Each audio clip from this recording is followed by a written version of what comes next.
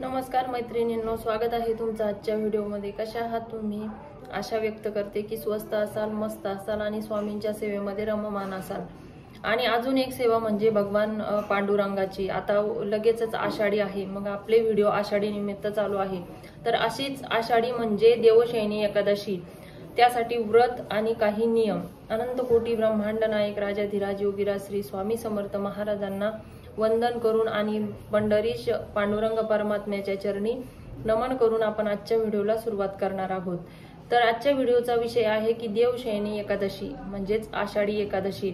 तर आषाढी एकादशीच्या दिवशी आपण सगळे व्रत करत असतो, उपवास करत असतो।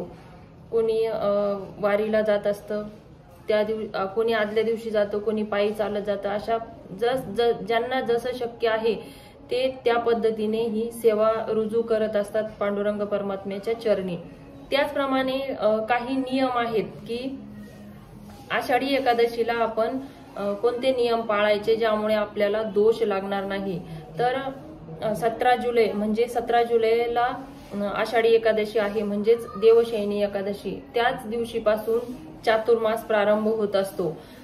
देवशयनी एकादशी म्हणजे आपले जे भगवान विष्णू आहे ते निद्रा अवस्थेत जात असतात। 4 महिन्यासाठी ते निद्रा अवस्थेत जातात आणि 4 महिन्याच्या कालावधीमध्ये म्हणजे या 4 महिन्यामध्ये ते देवशयनी एकादशी ते देव उठणी एकादशी या 4 महिन्याच्या कालावधीमध्ये भगवान विष्णू हे निद्रा अवस्थेमध्ये असतात। तर या 4 महिन्याच्या कालावधीमध्ये आपण खूप साऱ्या भगवंताच्या सेवा करत असतो। या 4 महिन्यामध्ये आपण शुभ कार्य, धार्मिक कार्य करत नाही। लग्न, वास्तुशांती या सर्व गोष्टी आपण करत नाही। या 4 महिन्याच्या काळामध्ये आपल्या सृष्टीचा जो भार आहे तो भगवान शंकरावर असतो। म्हणून लगेच आपल्याला पुढच्या महिन्यामध्ये बघा तुम्ही, श्रावण महिना येतो, मग आपण भगवान शंकराची सेवा करत असतो। या 4 महिन्यामध्ये लगेच श्रावण महिना, गणपती येतात, नवरात्र येतात। त्याचप्रमाणे पितरांची सेवा, माता लक्ष्मीची सेवा म्हणजे दीपावलीची सेवा। हिंदू धर्मामध्ये एकादशीला खूप महत्व आहे। आता आदल्या दिवशीपासूनच आपल्याला कांदा लसूण वर्ज्य करायचा आहे आणि मग आपल्याला व्रत करायचं आहे। ज्यांच्या तब्येतीला झेपेल त्यांनी व्रत करा, ज्यांना शक्य नाही त्यांनी नाही केलं तरी चालेल। परंतु शक्यतो देवशयनी एकादशीचं व्रत हे प्रत्येकाने केलंच पाहिजे। मग भलेही तुम्ही काही म्हणजे साबुदाणा वगैरे काही खाऊन करा किंवा कसंही करा, पण केलं तर अति उत्तम आहे। त्या दिवशी अन्न खाऊ नये। एकादशीच्या दिवशी एकादशीचा नियम आहे की त्या दिवशी कोणीही अन्न खाऊ नये। परंतु बरेचसे जे लोक आहेत ते एकादशीचं व्रत करत नाही। परंतु जे लोक करत नाहीत, ज्या माझ्या ताई, माझ्या मैत्रिणी ज्या एकादशीचं व्रत करत नसतील, त्यांनी या देवशयनी एकादशीपासून आपलं व्रत चालू करा। मी अशी सर्वांना विनंती करते, कारण एकादशीचं व्रत हे 15 दिवसातून एकदाच येतं। मग एक दिवस आपल्याला उपवास करायला काहीच अवघड नाही। त्यामुळे देवशयनी एकादशीपासून आपण आपले उपवास चालू करा आणि हे जे काही नियम आहेत ते आपण पाळा।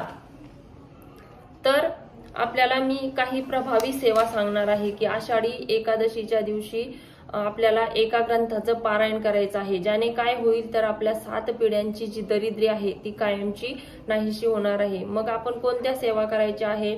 ओम नमो भगवते वासुदेवाय या मंत्राचा होईल तितका जप करायचा आहे।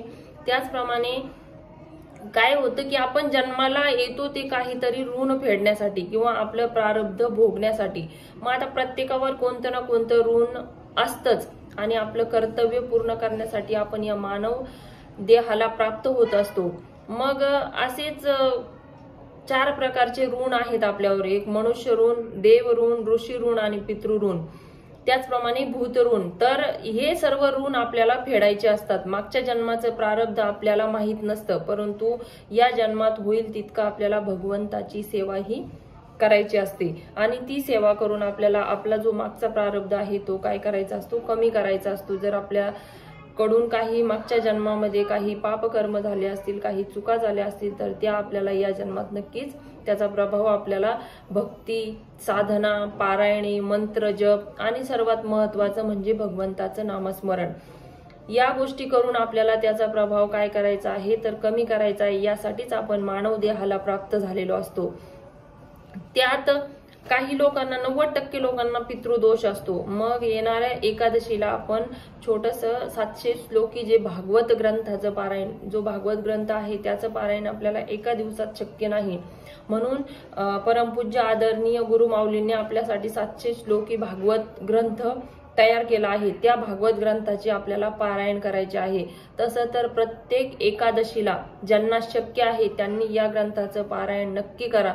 यामुळे घरात कुठलीही बाधा होत नाही आणि दर 3 वर्षाला आपण नारायण नागबली ही केली पाहिजे, म्हणजे आपल्याला जर पितृदोष असेल तर तोही जातो। आपण म्हणतो की एकदा नारायण नागबली केली की होतं, परंतु ज्यांना शक्य आहे त्यांनी दर 3 वर्षाला नारायण नागबली ही करा आणि येणाऱ्या देवशयनी एकादशीच्या दिवशी आपण भागवत ग्रंथाचं पारायण नक्की करा। तर ह्या होत्या सेवा ज्या आपल्याला आपल्या ज्या काही अडचणी आहेत त्यातून मुक्त करतील, त्यातून आपल्या आयुष्यामध्ये सुख समाधान मिळवून देतील। तर आजचा व्हिडिओ कसा वाटला कमेंटमध्ये मला नक्की कळवा आणि लाईक शेअर आणि सबस्क्राईब करायला विसरू नका। सर्वांना श्री स्वामी समर्थ, रामकृष्ण हरी।